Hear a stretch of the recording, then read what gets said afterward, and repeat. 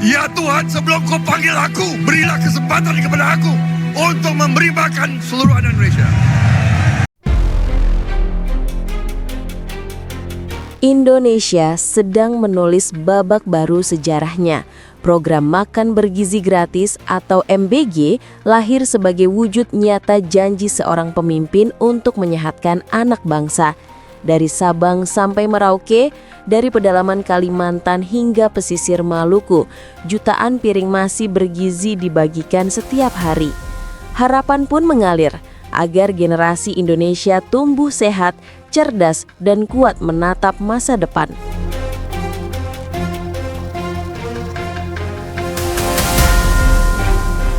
Namun di balik semangat besar itu datang ujian berat, sebuah badai yang menggetarkan keyakinan kasus keracunan massal mengguncang program mulia ini. Data menunjukkan sejak Januari hingga September 2025 tercatat 70 kasus keracunan.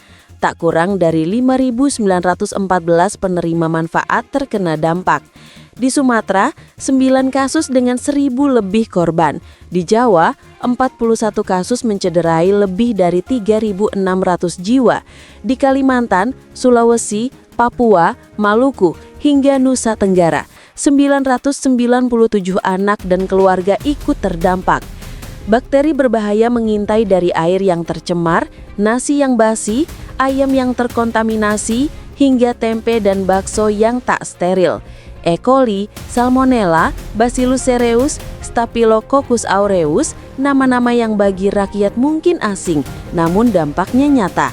Muntah, pusing, demam, bahkan dilarikan ke rumah sakit. Bangsa pun resah. Pertanyaan membuncah, di mana tanggung jawab? Siapa yang harus berdiri di depan untuk memastikan keselamatan rakyat?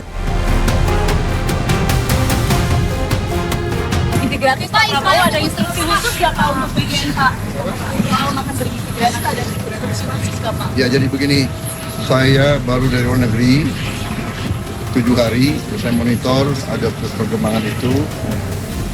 Habis ini saya langsung akan panggil kepala BPN dengan beberapa pejabat, kita akan diskusikan. Ya. Ini masalah besar, jadi pasti ada kekurangan dalam awal, tapi saya juga yakin bahwa kita akan selesaikan dengan baik. Kita harus waspada, jangan sampai ini dipolitisasi.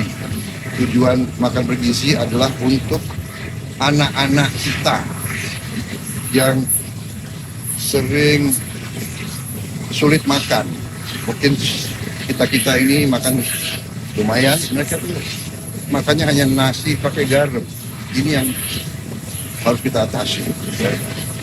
Untuk memberi makan sekian juta pasti ada hambatan, rintangan, ini kita atasi. Ya, ya. Terima kasih Pak Israel pidato.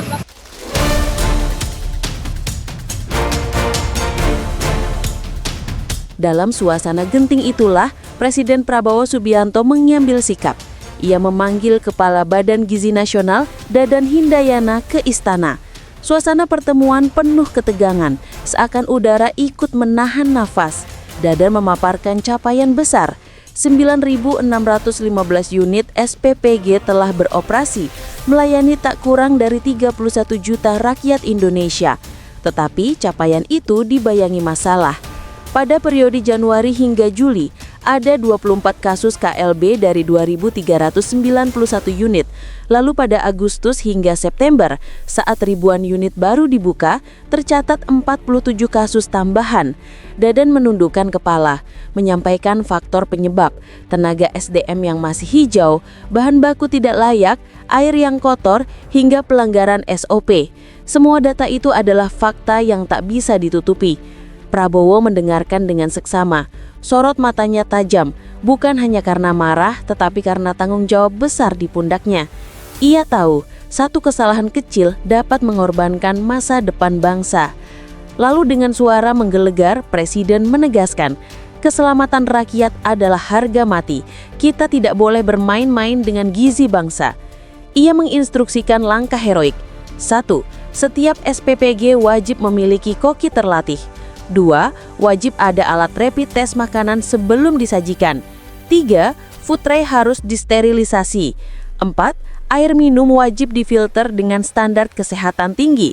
Dan 5. Setiap dapur gizi harus diawasi ketat dengan CCTV terhubung ke pusat. Bukan hanya instruksi teknis, tapi pesan moral. Program MBG bukan sekedar bagi-bagi makanan. Ini adalah misi peradaban. Mendengar arahan itu, Badan Gizi Nasional pun bersuara. Wakil Kepala BGN Nanik Sdeyang dengan penuh kerendahan hati menyatakan, "Kami bertanggung jawab penuh, kami akan berbenah, kami berjanji. Kejadian ini tidak boleh terulang lagi."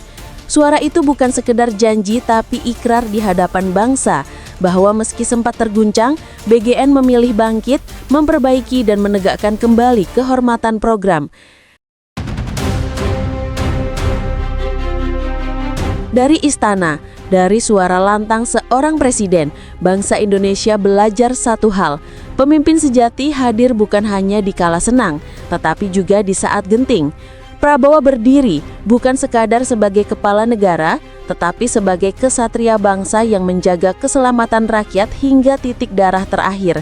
Dengan langkah heroik ini, program MBG bukanlah kisah kegagalan, melainkan perjalanan yang diuji.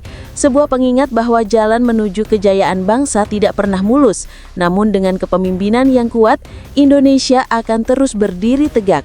Dan di setiap piring nasi bergizi yang kelak disantap oleh anak-anak bangsa, tersimpan doa, tekad, dan janji Indonesia akan tumbuh sehat, kuat, dan cerdas menuju masa depan gemilang.